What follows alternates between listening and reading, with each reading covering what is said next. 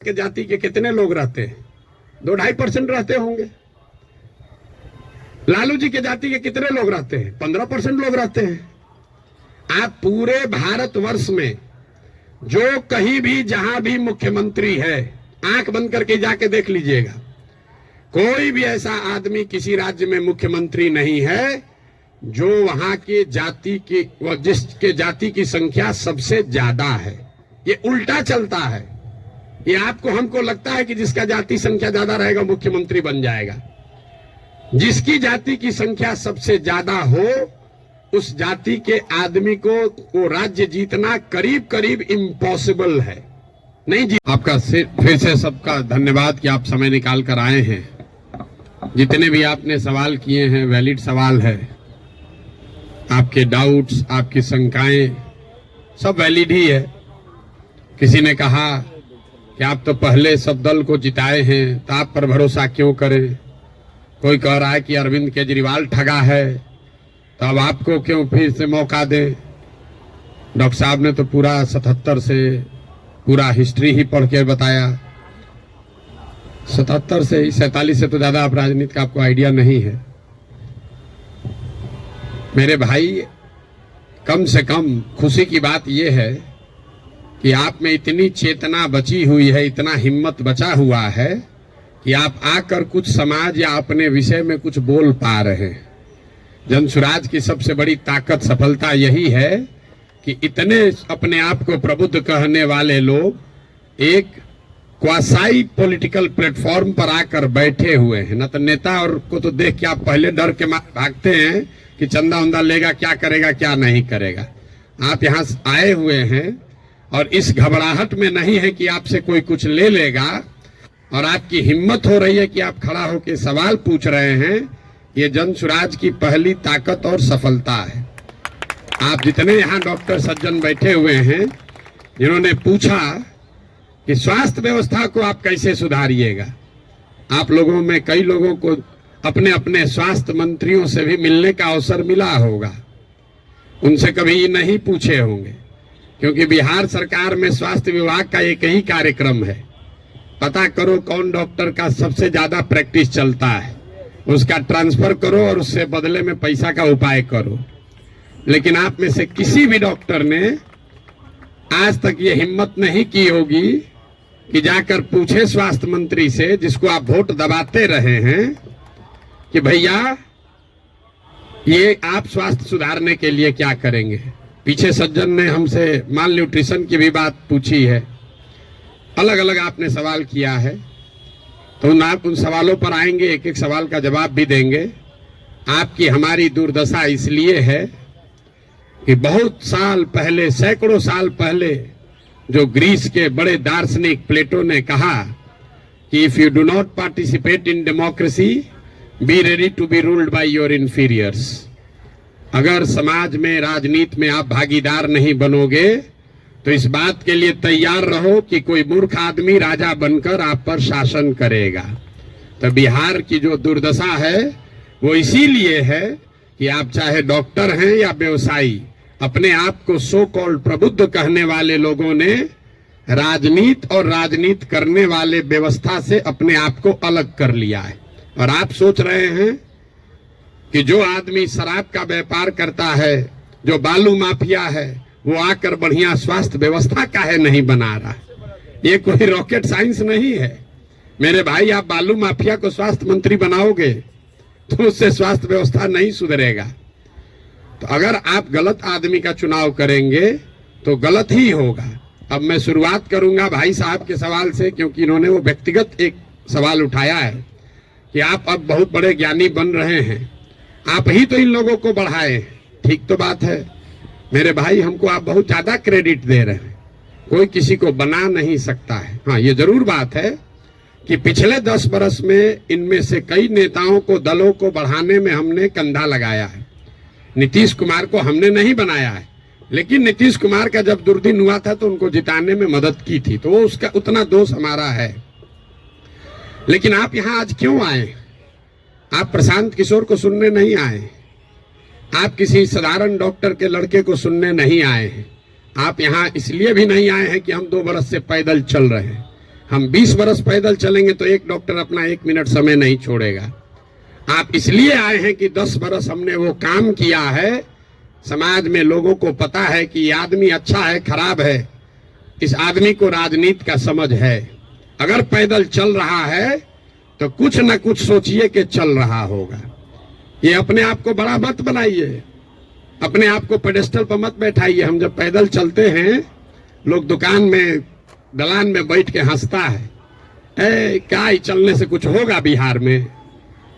फिर भी हमारे पास आता है, इसलिए आता है कि उसको डर है कि ये प्रशांत किशोर चल रहा है।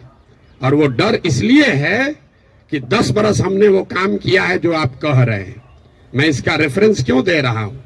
क्योंकि मैं किसी मुख्यमंत्री का लड़का नहीं हूं, मैं किसी प्रधानमंत्री का लड़का नहीं हूं, मैं एक साधारण डॉक्टर का लड़का हूं। और मेरा काम ही मेरा पहचान है। वो काम किए हैं तब आज हमको सुनने आए हैं। हम आपको ज्ञान देंगे कि कैसे चुनाव होगा, आप सुनिएगा। अगर हमने 10 बरस वो काम नहीं किया होता, आप वो बात नहीं सुनते।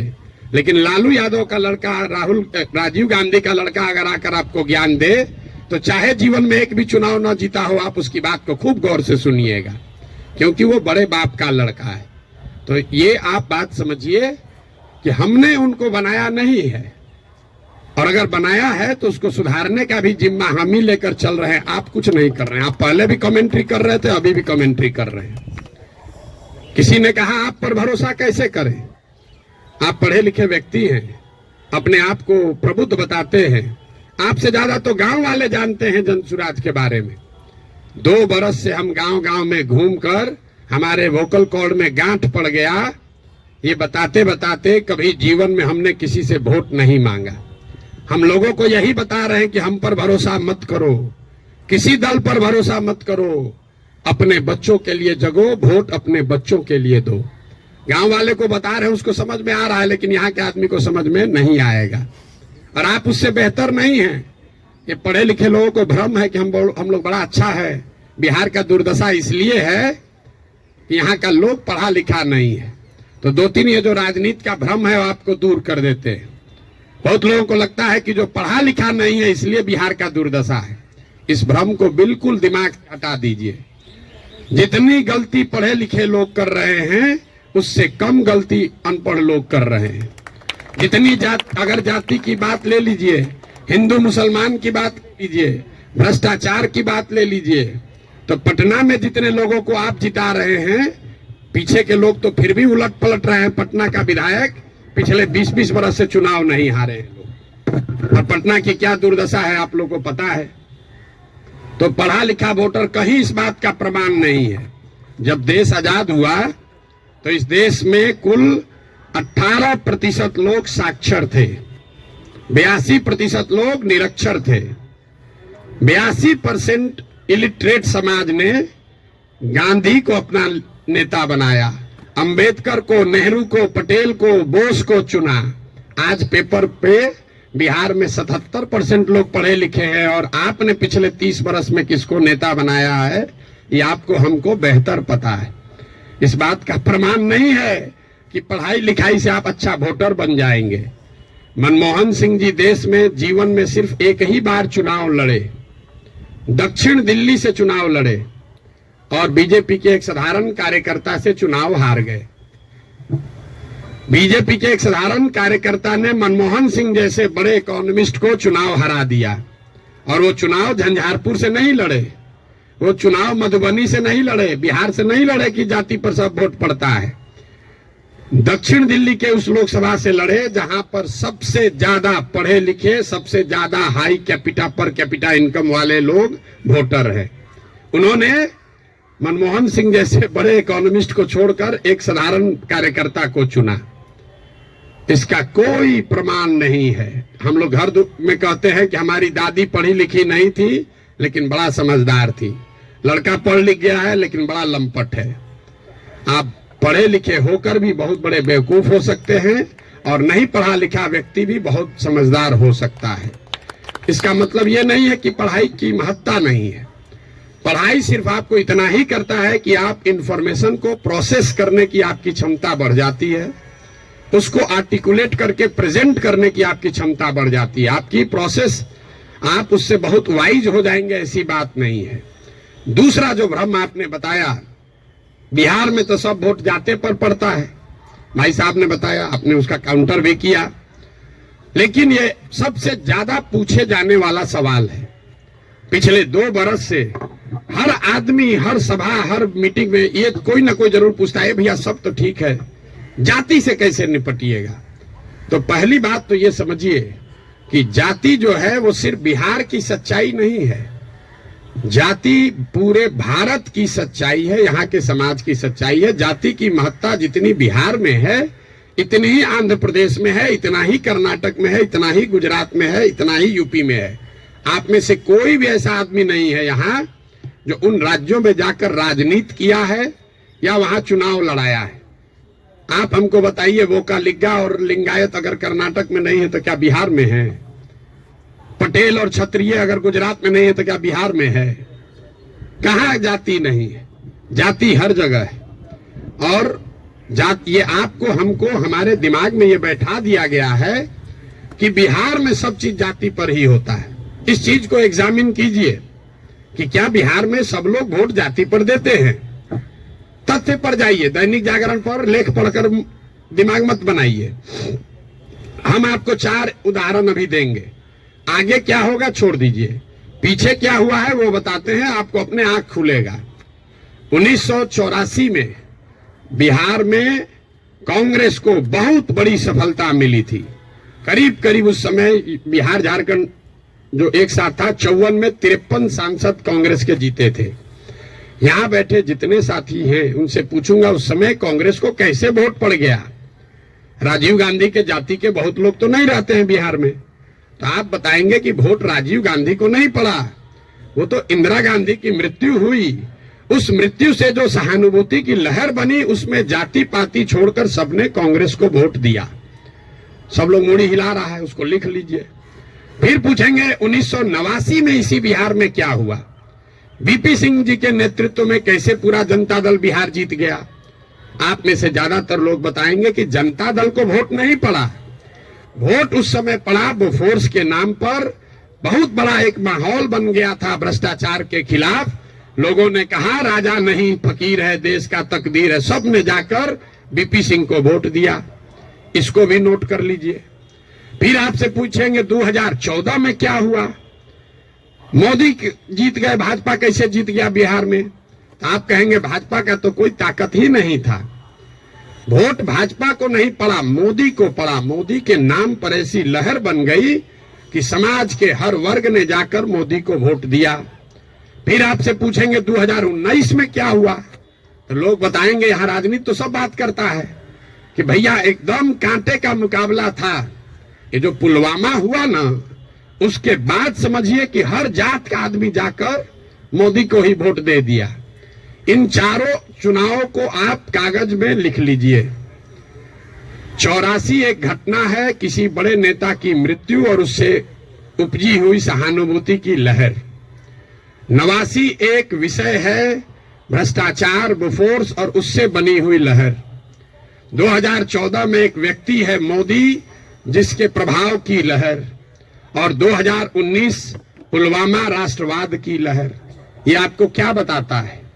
अगर कोई व्यक्ति, अगर कोई विषय, अगर कोई घटना, अगर कोई विचारधारा समाज के इमेजिनेशन को कैप्चर कर ले, तो समाज में ये ताकत है कि वो जातियों से ऊपर उठकर वोट करता रहा है। आगे करेगा कि नहीं छोड़ दीजिए, करता रहा है। फिर भी आपको लग रहा है कि ना भैया यहाँ तो जातीय पर होता है, आप क्या एग्जाम्पल दे रहे हैं? तो हम आपको बता रहे हैं आपको क्यों लगता है।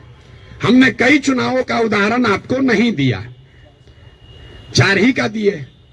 उन चुनाव में क्या हुआ, जब लड़ने वाला व्यक्ति या चुनाव, उसमें कोई ऐसी बड़ी घटना ना हो, कोई नया विकल्प ना हो, कोई चेहरा ना हो, कोई विषय ना हो, दोनों लड़ने वाले एक ही जैसे दिख रहे हैं, तो समाज भी कहता है भैया दोनों तो एक जैसा है, चलो अपने जाते को दे देते हैं। तो ज्यादातर समय जो चुनाव हुआ है पिछले 30-40 वर्षों में, वो कोई डिफरेंशिएटर नहीं रहा है। तो जिसको मीडिया कहता है लहर वाला चुनाव नहीं है। अब आप कहिएगा तो लोकसभा का चुनाव का एग्जाम्पल दिए हैं, विधानसभा में ऐसा नहीं होगा। विधानसभा का एग्जाम्पल देख लीजिए। 2010 में नीतीश कुमार और भाजपा इसी बिहार में 206 विधानसभा जीतकर सरकार बनाए। उस समय नीतीश और भाजपा के गठबंधन में मोदी जी नहीं थे, मोदी जी का नाम इतना बड़ा नहीं था, अमित शाह नहीं थे, भाजपा की इतनी ताकत नहीं थी। उनके सामने उनका मुकाबला था लालू जी के गठबंधन से, जिसमें लालू जी थे, कांग्रेस थी और रामविलास पासवान जी थे।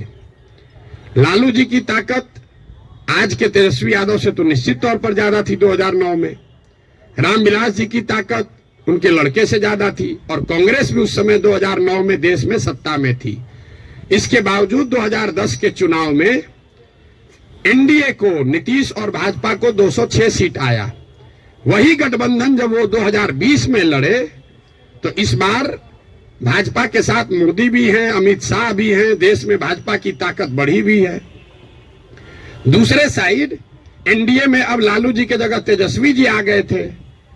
रामविलास जी का दल तो उस गठबंधन में था ही नहीं और कांग्रेस की भी ताकत कमी हुई, लेकिन एनडीए गठबंधन को 125 सीट भी मिलने में दम निकल गया। क्यों? क्या एनडीए को वोट देने वाले सारे जाति के लोग बिहार छोड़कर चले गए? नहीं, ऐसा इसलिए हुआ कि 2005 से लेकर 2009 की जो पहली सरकार नीतीश की चली थी, समाज का हर वर्ग ये समझता था कि नहीं, इसमें कुछ न कुछ काम हुआ है। तो जातीय समीकरण भी था और काम भी था, तो 206 सीट आया। लेकिन उसी बिहार में जब नीतीश का काम खराब हुआ तो उसी एनडीए गठबंधन को 125 सीट आया। आपको लोकसभा का उदाहरण दिया, विधानसभा का उदाहरण दिया, अब आपको मुखिया का उदाहरण दे देते। पिछले बार मुखिया के चुनाव में बिहार में 80% मुखिया चुनाव हार गया है, 80%, और वार्ड सदस्य करीब करीब 95%। सब लोग अपने जाति से जीत कर आए थे। कैसे हार गए चुनाव? ये भ्रम मत पालिए कि जाति से ही सब होता है। अगर सिर्फ जाति से, फिर कहेगा भैया कैसे आप हो सकता है। बिहार में नीतीश कुमार